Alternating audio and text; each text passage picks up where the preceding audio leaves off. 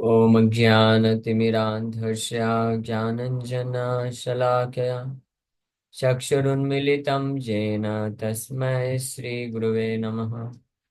नमः विष्णुपादाय कृष्णप्रेष्ठाय भूतले श्रीमते भक्तिवेदान्तस्वामिन्निति नामिने। नमस्ते सारस्वती देवे गौरवाणी प्रचारिणे निर्विशेष शून्यवादी पाश्चात्यदेशतारिणे। नमो महावदन्याय कृष्णप्रेमप्रदायते कृष्णाय कृष्णचैतन्यनामने गौरतुसे नमः। जय श्री कृष्ण चैतन्य प्रभु नित्यानंद श्री अद्वैत गदाधर श्रीवासादि गौर भक्तवृंद।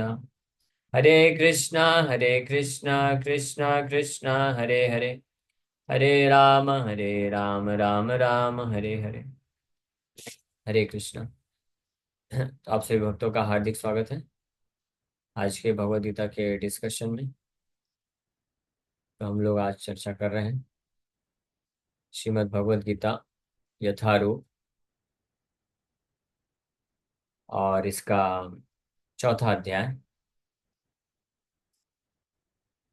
और श्लोक संख्या 36 पे चर्चा की थी कल। अपि चेतसि पापेभ्य सर्वेभ्य पापकृत्तमः सर्वं ज्ञानप्लवेनैव वृजिनं सन्तरिष्यसि। Even if you are considered to be the most sinful of all sinners, when you are situated in the boat of transcendental knowledge, you will be able to cross over the ocean of miseries.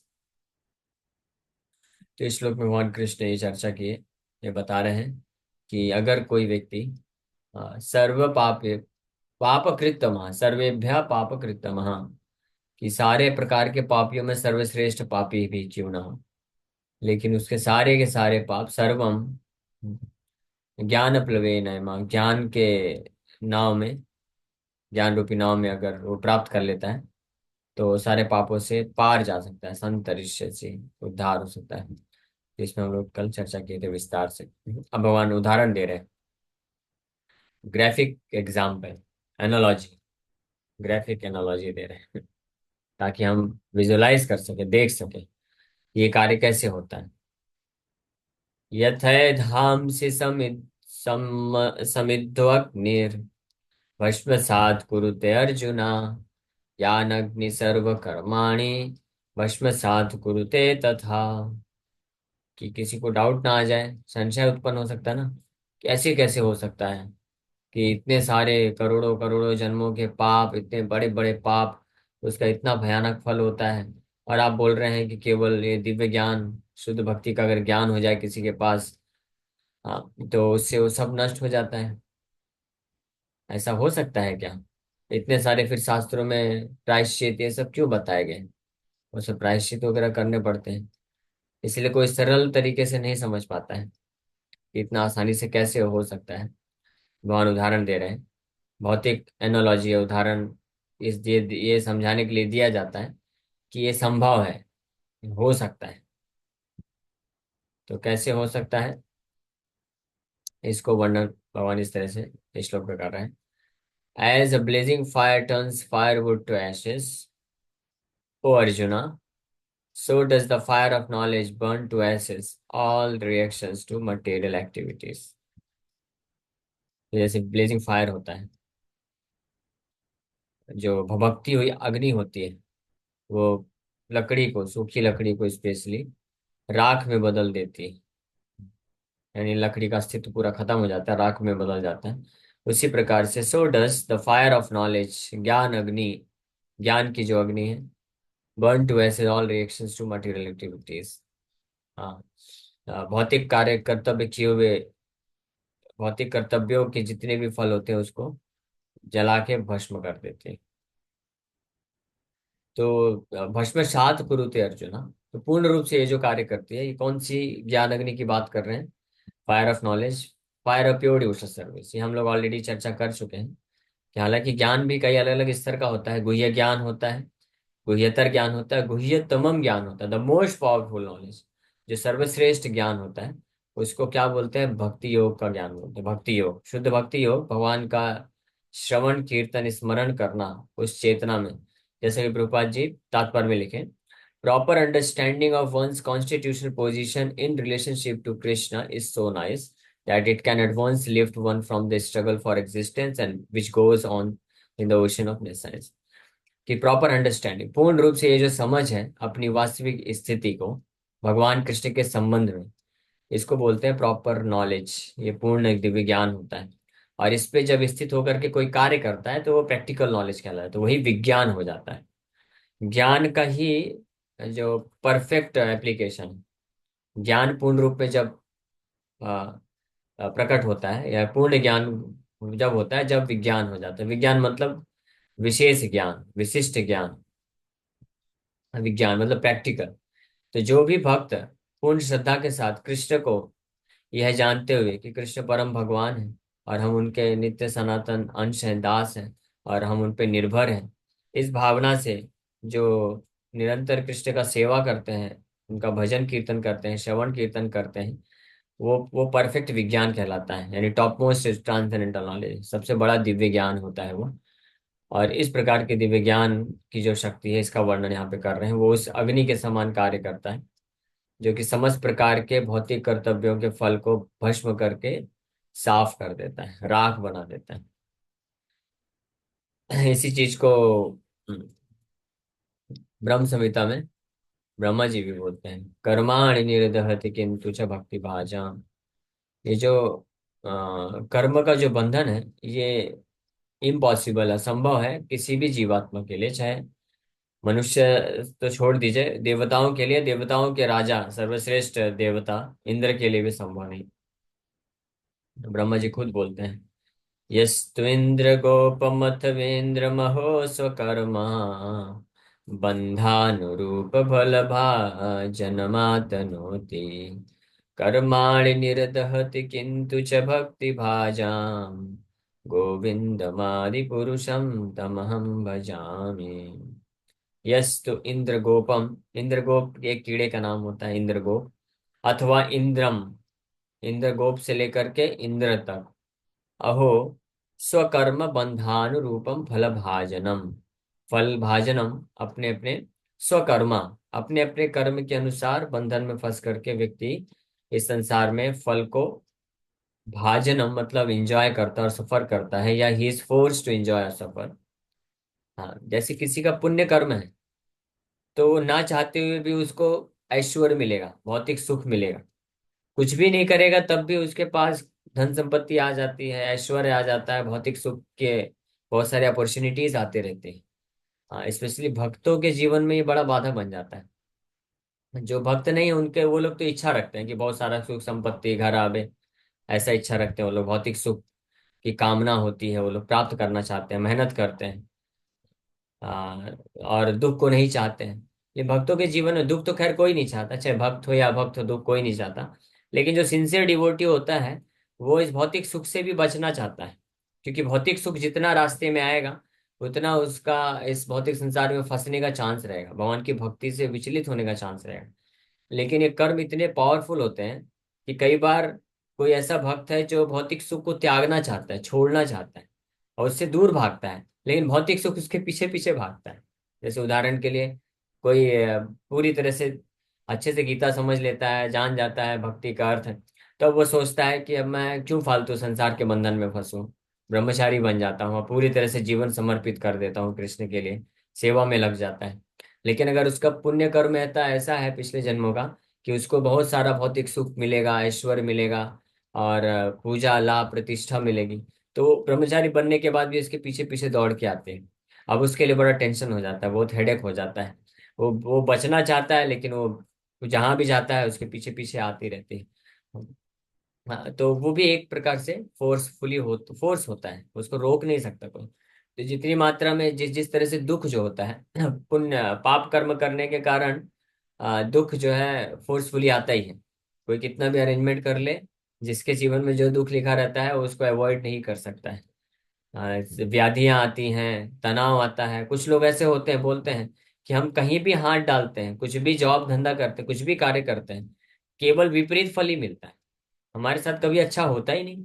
हम कितना भी किसी का अच्छा सोचे, कभी अच्छा नहीं होता है। ऐसा कुछ लोग बोलते हैं। हाँ, तो वो सोचते हैं कि हमारे साथ कितना बुरा होता है। हम किसी का कितना भी भला करना चाहें, कितना भी अच्छा करना चाहें, लेकिन हमें हमारे साथ हमेशा बुरा होता है। वो आपके साथ अत्याचार नहीं हो रहा है। वो इसलिए हो रहा है क्योंकि हमने पिछले जन्मों में बुरा किया है। तो वो पाप कर्म होने के कारण हम अभी कितना भी प्रयास करते हैं, वो फल उसका हमको भोगना ही पड़ेगा, फोर्सफुली आएगा ही आएगा। उसी प्रकार से पुण्य कर्म करना भी बड़ा खतरनाक है। पुण्य कर्म कर दिया तो उसका फल भोगने के लिए फिर तैयार रहना ही पड़ता है। हाँ, जैसे देवता देवता लोग इसीलिए फंसे हुए हैं स्वर्ग इत्यादि लोकों में। वो इतना पुण्य किए हैं कि उस पुण्य को भोगने के लिए उनको जबरदस्ती देवलोक में रहना पड़ेगा। बहुत सारा सुख आएगा, हाँ, बहुत सारा ऐश्वर्य आएगा, और उनके शरीर इंद्रियां बड़ी प्रबल होती हैं। जितना भी भोग करेंगे उनको कोई फर्क नहीं पड़ता है, केवल भोग कर सकते हैं, सुख भोग सकते हैं। और इसलिए जो कई बार वो जब महिमा सुनते हैं भगवान की भक्ति का, भारतवर्ष का, तो इच्छा करते हैं, प्रार्थना करते हैं भगवान को कि हमको इस स्वर्ग से मुक्ति दिलाइए। हम भारतवर्ष में जन्म प्राप्त करके भक्ति करना चाहते हैं। हाँ, लेकिन कर्म इतना पावरफुल है कि उनको छोड़ता नहीं। तो जब तक वो पुण्य किया है जो, वो एग्जॉस्ट नहीं होगा, खत्म नहीं होगा, तब तक उनको वहां पे रहना पड़ता है। भौतिक ये इतना इसलिए पाप और पुण्य दोनों ही बड़े ही डिफिकल्ट है, इसको कोई पार नहीं कर सकता है। लेकिन इसमें कंडीशन है। अब क्या कंडीशन है? वही चीज इस ब्रह्म संहिता में बता रहे हैं कि यस्तु इंद्र गोपम अथवेन्द्र महो स्वकर्मा बंधानुरूपम फल भाजनमातनोति। बंध अनुरूप, बंधन जैसे जैसे कर्म बंध है उसके अनुरूप फल को भाजन करना पड़ता है, भोगना ही पड़ता है। पुण्य किया है तो लो खाओ। 100 रसगुल्ला खिलाया था तुमने ना, अभी 100 रसगुल्ला बैठ के खाओ। नहीं, मैं नहीं खा सकता हूँ, मुझे डायबिटीज हो जाएगा, मुझे नहीं खाना है, मुझे हरे कृष्ण जप करना है। 100 रसगुल्ला खिलाओगे तो उसमें समय जाएगा, नहीं खाना पड़ेगा। हाँ, तो उसको जबरदस्ती भौतिक सुख को भोगना पड़ता है, और जबरदस्ती भौतिक दुखों को भोगना पड़ता है। हरे कृष्ण जप वाला केस अलग है, एक गलती से बोल दिया। अगर कोई डिटरमाइंड है कि नहीं मुझे हरे कृष्णा जप करना है, तो भगवान फिर ऐसा अरेंजमेंट कर सकते हैं, कर देते हैं उसके जीवन में, अगर सिंसियर है कि 100 रसगुल्ला उसके लिखा है खाने के लिए तो आएगा उसके पास। लेकिन भगवान कृपा करते हैं कि उसको भोगना पड़े, ये जरूरी नहीं। वो भगवान को अर्पण कर सकता है और फिर सबको महाप्रसाद के रूप में बांट सकता है, और अपना बैठ के चुपचाप हरे कृष्ण जप कर सकता है। ये भगवान की भक्ति में यही चीज यहाँ पे बताया गया है। कर्माणि निर्दहति, किंतु किंतु लगा है शब्द, इसीलिए ब्रह्मा जी बोल रहे हैं कि और कोई उपाय नहीं है, और किसी भी उपाय से कोई व्यक्ति अपने पिछले जन्मों के पाप और पुण्य कर्म के फल को भोगना टाल नहीं सकता है। उसको उसको प्राप्त करना ही करना पड़ेगा। किंतु, लेकिन किंतु कर्माणि निर्दहति, इस प्रकार के पाप और पुण्य के जितने भी कर्म के फल हैं, निर्दहति, निर्दहति हो जाते। दहति मतलब जल जाना, और निर्दहति मतलब बड़े ही स्पेसिफिक एडजेक्टिव लगा है, विशेष रूप से। तो अच्छे से जल जाते हैं, अच्छे से जल के राख हो जाते हैं। किसके द्वारा? भक्ति भाजाम। जो भक्ति भाजाम है, यानी भक्ति में तरीके से लग जाता है, भगवान की सेवा में लग जाता है, तो इसको फल भाजनम नहीं होना पड़ता है, फल भाजाम नहीं करना पड़ेगा। भक्ति भाजाम करने से, फल भाजनम से वो मुक्त हो जाता है। और ऐसे भगवान गोविंद जिनकी भक्ति भाजाम करने से कर्माणि निर्दहति हो जाता है, नष्ट हो जाते हैं पूरी तरीके से, ऐसे गोविंदम आदि पुरुषम तमहम भजामि, उनको मैं प्रणाम करता हूँ, सेवा करता हूँ। इतना ये पावरफुल है। और यहाँ पे गीता के श्लोक में भगवान वही चीज बोल रहे हैं कि ज्ञान अग्नि सर्व कर्माणि भस्मसात कुरुते अर्जुना। ये ज्ञान रूपी अग्नि से के प्रभाव से जितने भी कर्म होते हैं, कर्म के फल होते हैं, वो भस्म हो सकते हैं। किसी के जीवन में बहुत सारा 1,000 किलो दुख लिखा है मान लीजिए, हाँ, तो कितना भी प्रयास कर ले, कितना भी हाथ पैर चला ले, वो 1,000 किलो से 1 ग्राम भी कम नहीं कर पाएगा दुख को। ऐसा भी नहीं कर सकता, खूब प्रयास करने के बाद भी।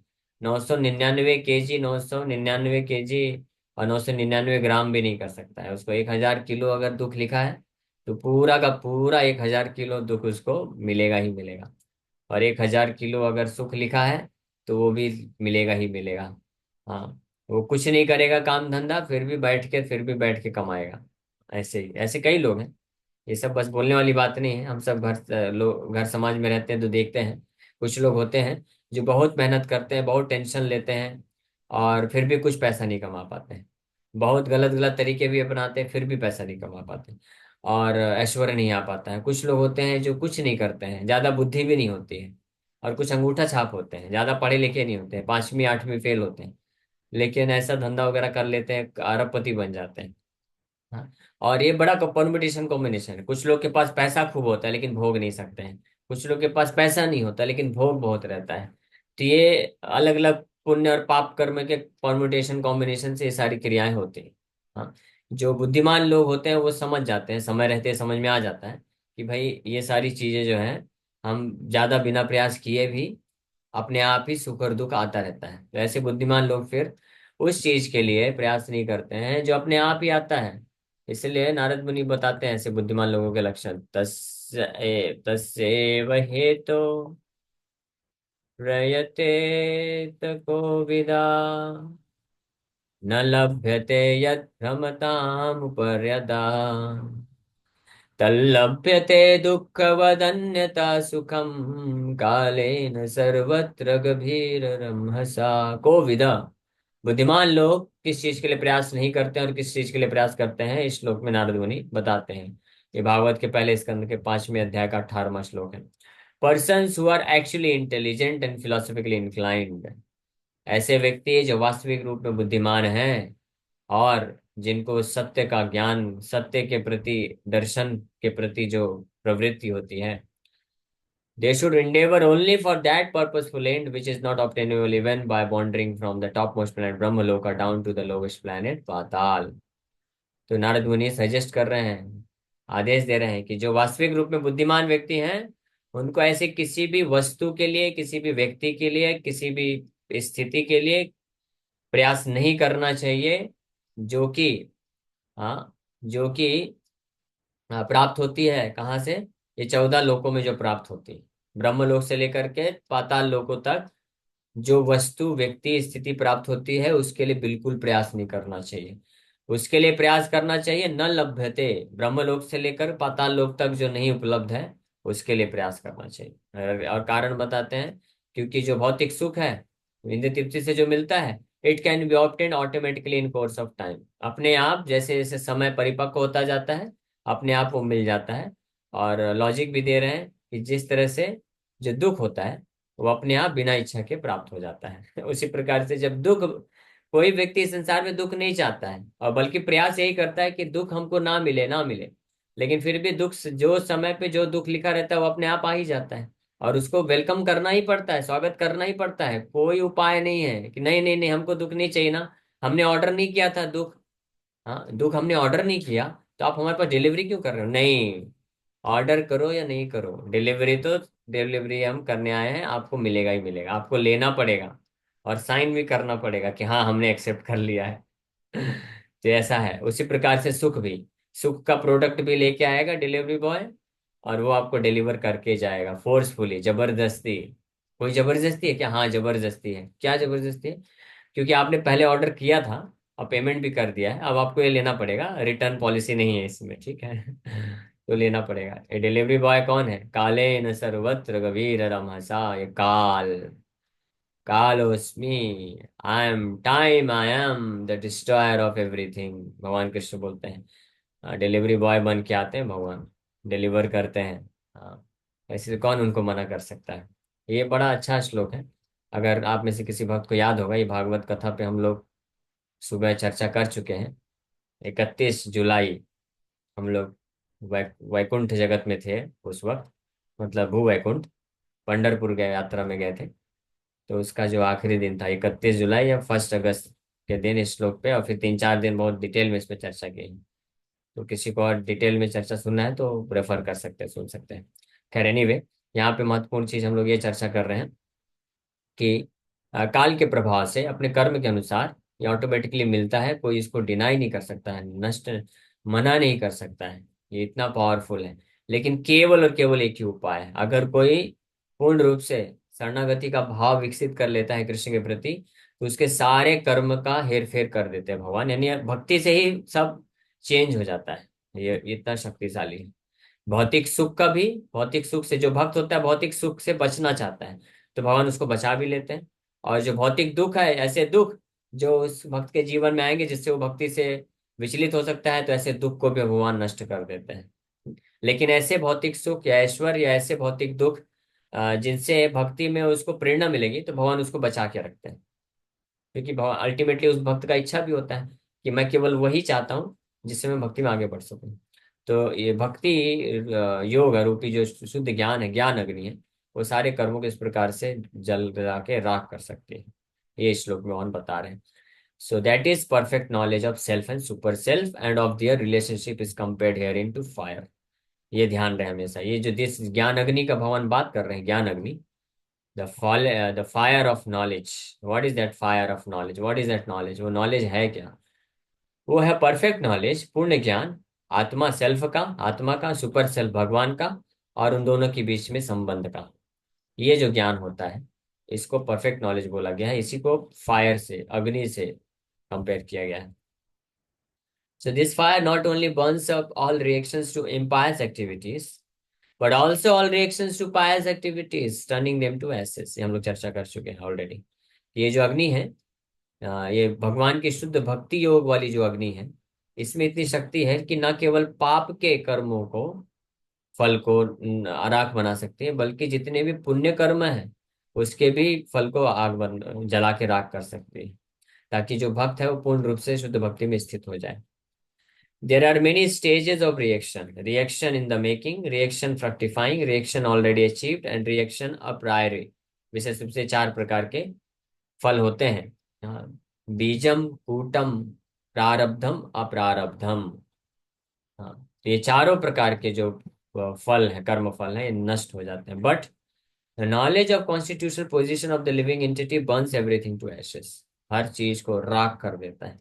जैसे अगर कभी कभी अग्नि लगती है कहीं पे, ब्लेजिंग फायर होता है, तो इतना जब बहुत पावरफुल अग्नि होती है, तो वो पौधे को या वृक्ष को तो जला देती है, वो जड़ तक उसका इम्पैक्ट चला जाता है। वो जड़ को भी राख कर देती है अंदर ही अंदर जा करके, ताकि वापस से उग भी नहीं सकता है। हाँ, ये इसलिए फायर से कंपेयर किया गया। वायु होता है, वायु मान लो अगर करेगा तो कई बार पेड़ टूट जाता है, लेकिन जड़ बना रहता है, वापस से उग सकता है। पानी से भी कई बार, अगर पानी जमा नहीं हुआ, पानी ऊपर से बाढ़ निकल गया, तो ऊपर ऊपर से नष्ट हो जाएगा, लेकिन कई बार रूट जो है, जड़ जो है, बचा भी रह सकता है। लेकिन अग्नि जो है वो सब कुछ बंद कर राख बना देती है।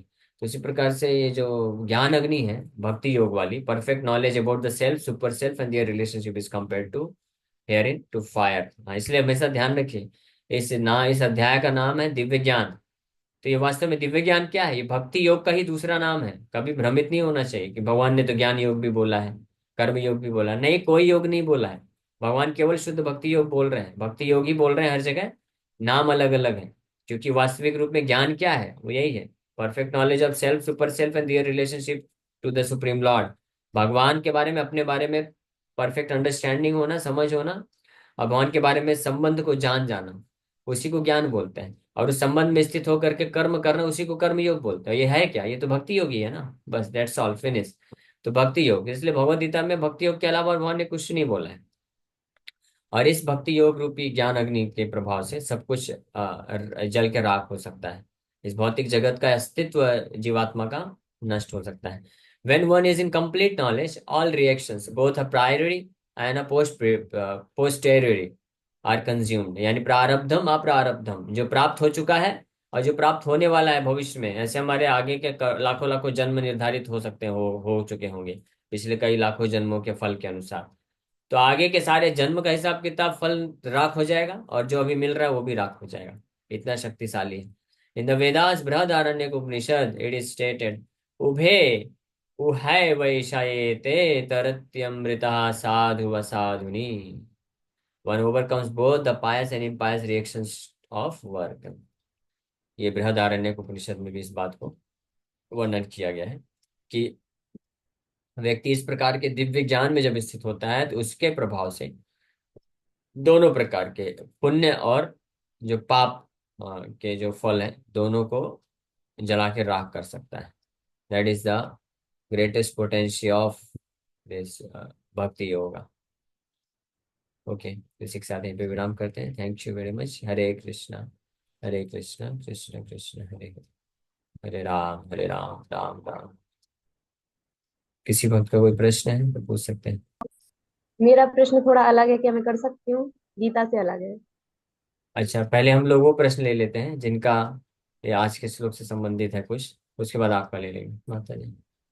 प्रभु जी, जैसे कि आपने इस श्लोक में वर्णन किया कि मतलब जो पुण्य करते हैं उन्हें भी उसका फल मिलता है, और वो उसे जबरदस्ती मतलब उन्हें लेना पड़ता है। यस। तो मतलब उन्हें सारी सुविधा तो रहती है, फिर उन्हें प्रॉब्लम कहाँ से होती है? ओह अच्छा, आप अभी यहीं पे फंसी है आपकी गाड़ी। ठीक है, अच्छी बात, कोई दिक्कत नहीं। आपने कम से कम पूछ लिया कि पुण्य कर्म करने से जो सुख भोग मिलता है ना, तो वो सबसे बड़ी समस्या है वास्तव में। जो दुखी है संसार में, वो उनके पास फिर भी चांस है कि वो निकल सकते हैं बाहर, क्योंकि दुख है तो वो बार बार अलग जगह जाके आश्रय लेंगे, और भटकते भटकते हो सकता है किसी साधु के पास आ जाए या भगवान के पास आकर के भक्ति मांग ले। ये चांसेस है। लेकिन जो पुण्य कर्म किए होते हैं ना ज्यादा, और बहुत ऐश्वर्य सुख होता है, तो उनको लगता है कि फिर मेरे पास सब कुछ है, मैं सब कुछ कर सकता हूँ, मैं खुद ही कर सकता हूँ। तो अहंकार बढ़ जाता है। इसलिए वो लोग फिर कभी भक्ति योग का आश्रय नहीं ले पाते हैं, अगर बुद्धिमान नहीं है तो। ऑफ कोर्स ये जरूरी नहीं है हर केस में। जो बुद्धिमान होते हैं, जो समझ जाते हैं अन्य लोगों को देख करके जीवन के रहस्य को, तो वो चाहे भौतिक सुख हो या दुख हो, हर परिस्थिति में भगवान का आश्रय लेते हैं, भक्ति अगर सुकृति है तो।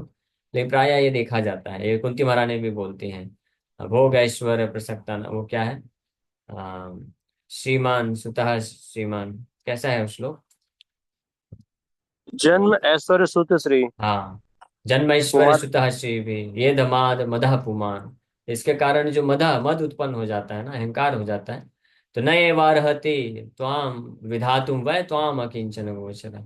आपको बड़े भावपूर्वक पुकार नहीं पाते हैं ये लोग फिर। तो ये एक बहुत बड़ा रिस्क है। इसलिए पुण्य कर्म में जो ज्यादा करेंगे तो फंसने का चांस रहेगा, इसलिए भक्ति करना चाहिए केवल। ओके। हरे यस। कृष्ण हरे प्रभु कृष्ण। हरे कृष्ण। जी, पंचांग प्रभु जी, हरे तो कृष्ण। मतलब मटेरियल ड्यूटीज के लिए ज्यादा प्रयास नहीं करना चाहिए ना? यस, मटेरियल ड्यूटीज करना चाहिए, लेकिन मटेरियल तरीके से नहीं करना चाहिए, मटेरियल भौतिक चेतना में नहीं करना चाहिए। आध्यात्मिक कृष्ण से कनेक्ट करके करना चाहिए, और कृष्ण के लिए करना चाहिए, कृष्ण की भक्ति योग में आगे बढ़ने के उद्देश्य से करना चाहिए, तब वो मटेरियल ड्यूटी नहीं रह जाता है। लेकिन भौतिक कर्तव्य को अगर हम भौतिक विचारधारा से करें, भौतिक विचारधारा मतलब कोई आध्यात्मिक ज्ञान नहीं, अपने आप को शरीर समझ करके केवल शरीर को कंफर्टेबल बनाने के लिए, भौतिक भोग करने के लिए करते हैं, तो निश्चित रूप में वो अगर पुण्य होगा या पाप होगा, दोनों में हमको फंसा ही देगा इस संसार में। ओके, ठीक है, तो यहीं पे विराम करते हैं।